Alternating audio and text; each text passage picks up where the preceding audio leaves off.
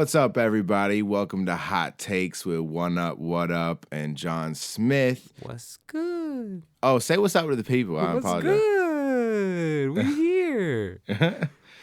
Yo, so we appreciate everybody for tuning in this episode. So for today's Hot Take, we got heroes, good, villains, bad. Bad?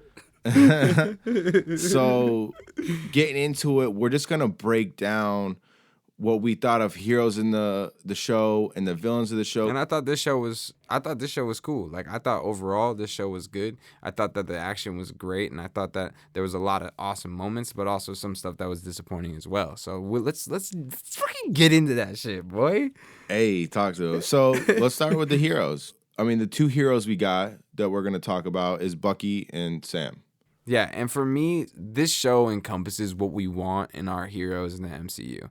First of all, the growth of Bucky and Sam within the series was absolutely crazy. This is the first time Bucky's even been in normal world. Like, he was in Wakanda for some years. He was frozen for a while. This is his first time, like, being out and being normal. So, like, being able to see him battle those demons and, like, overcome them by the end of the series, it was a really great experience. And going and living along with him during that process and seeing the pain and the struggle that he had to go through. They did a really good job at exemplifying that. I thought that he was gangster. They showed his strength more than anything when he was supposed to pretend like he was the Winter Soldier, because he had to put on that front when they were meeting up with the person who knew the power broker, etc.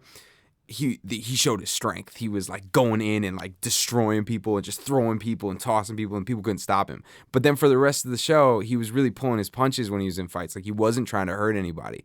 And it shows that he's grown as a hero, knowing that, hey, like, I need to be here to protect people and not hurt people. And that was the battle he was having with his therapists as well throughout the whole TV series. And so, not to mention, I think the relationship between him and Sam and the way they grew and the banter they had and like the brother kind of thing they had going on. Because you think about it, you probably know like somebody who has mutual friends from two different places, and then when they come together, this is kind of like ego battle between them two, you know?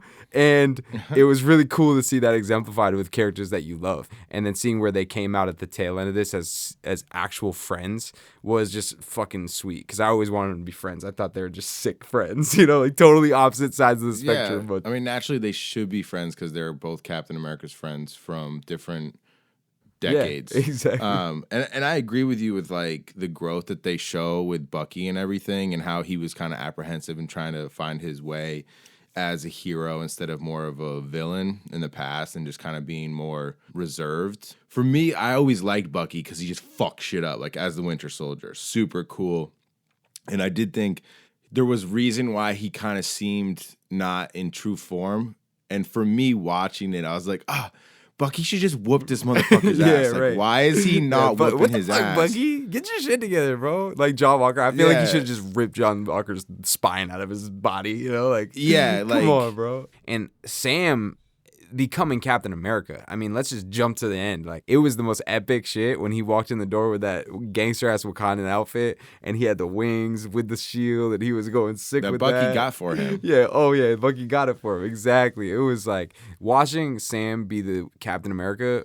It was something that I couldn't envision from the beginning. And I knew he was a noble dude, and he helped people, protect people, and he also was just kind in so many ways. But like, also, you got to understand, this dude used to use 2 automatic Uzis like as his weapons. Like, he's a murderer. Like, the first episode, he murders people. Like, just murders so many people, you know? But then in the last episode, he's doing everything he can to save everyone. And like, that's the growth of his character over the course of just this TV show, of showing like he went from just being like this dope ass like bird assassin hero dude, right? Falcon. Yeah, right, Falcon. But then he turned into this like true hero. Like, he was really Righteous. just righteous and trying to just protect people and be a leader and show like how a leader should lead. And honestly, Anthony Mackie, his performance was just flawless, good all around. Yeah, he just really embodied the idea of this character, and it's a lot of that is unexpected. Like, you don't know this character who's just been kind of a side character this whole time comes out and is going to be the main, like, front and center. It could fail miserably. It could. Right? Yeah, like it worked when he became Captain America. It worked. In the beginning of this season, the character himself didn't believe that he could be Captain America. That's why he gave up the shield. Facts. Yes, facts. And then he's like, no one else can do this except me. That's why Cap put this on me to be the new Captain America because he knew I had it in me to be Captain America. So now I'm going to be Captain America. They did a great job setting it all up. I fuck with Especially also adding in, and you'll talk about it, John Walker to the mix to make us hate the idea of somebody being Captain America that doesn't deserve it and shouldn't be that. All of that combined made his appearance as Captain America make so much more sense and work so much more. But if I want to put a big old but on this whole thing, this show sucked for certain reasons. Yeah, it was bad. The villains always make a good film. I mean, that's why Thanos was what he was. They built on this villain. You know, hero has to have a good opposing force. And the problem with this that made it kind of almost boring sometimes is like the opposing force was weak and bad. Mm-hmm. We look at the end of the show and we're like, oh, it was great payoff at the end on some level because there was great evolution. Because our heroes were good? Yeah, like the evolution, it worked out. And at the end, you're like, okay, cool. Like now we have a new Captain America. Is there a new Falcon? I don't know. Torres is supposed to be the new Falcon, by the way. He's in the comics. He becomes the new Falcon. Word, I'm about it. Yeah. Okay, so George St. Pierre, he's a UFC fighter, super legend. He's called the Leaper. I think that's like his code name, whatever. Yep. He was fine. Like any like breakout awesomeness, no. Like when we got to the last episode where he reappears, I didn't even remember who he was, to be honest. Mm-hmm. Just kind of whatever. He's just like a grunt sidekick of a villain, basically, and was not that interesting. But it was, I mean, better than some of the other ones, like the freckle bitch Carly with her gang, the Flag Smashers, which sounds really fucking cheesy, but I get it. They're trying to oppose, you know, the governments and their policies, so they're the Flag Smashers. Yeah, I thought the idea of how it all went down with the blip and how people came back, I thought it was really cool that they went into it. I just think the execution of this movement they were talking about and Carly and her whole like Flag Smasher crew and like the way it was going about it was just boring and very confined. Didn't feel like there was any stakes. Very confined and like it was super lazy and boring of Marvel to bring in like the super soldier thing again. Like that was supposed to be done in Civil War and then like they bring it back and have it resurface and I just didn't give a fuck. You just don't want to keep seeing the same thing. Like there's so many different directions to go. Right. So that was kind of disappointing and her character was really fucking lame. And like to be honest, she's supposed to be like the main villain of the TV show, right? She's supposed to be like the one. But the problem is that she's so lackluster and not that interesting that they have to add in 10 other villains throughout the series in order to make it feel like it's an interesting show. But don't have a different villain every episode because your villain isn't interesting enough. Just get a more interesting villain. 100%. And then there was John Walker, who starts as a good guy, then his dynamic became kind of interesting. Like he kills somebody publicly, and that was kind of interesting. And then he takes the super soldier serum. But, you know, you don't like this guy from the rip. Him being a villain, like villains, yeah, you might not like them, but like when you actually just like someone's face annoys you, and I'm sorry, dude, I'm not trying to shit on you, but like your face. Annoying. You could have definitely tried to sway people a little bit more on the reason to like this guy. Like almost like Thanos. Like Thanos, you knew he was a bad guy. You knew he's a villain and you knew he's trying to destroy everyone. But at the same time, you liked him. And I think that with John Walker, like there was nothing to like at all. And they did that on purpose. Even his little heroic moment at the end was just like, nobody cares. You're so whack. I don't care. I don't care. You're just I don't care. Annoying. And then they introduced this character, Val, who you don't know who the fuck she is, and she apparently has some sort of power. Then she appoints him as like U.S. agent or the agent or whatever, and it's like, okay, US so we're getting more John Walker.